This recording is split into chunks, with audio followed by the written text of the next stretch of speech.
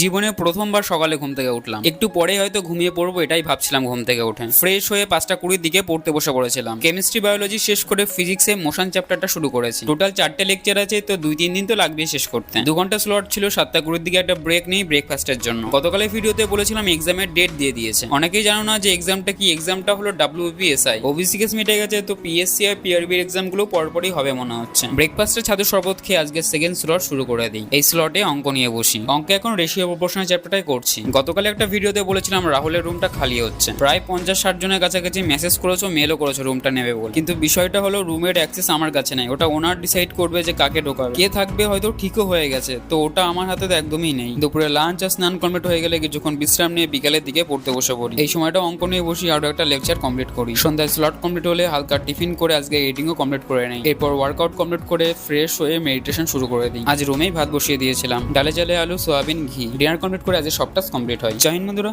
আজ ছিল ডে 98।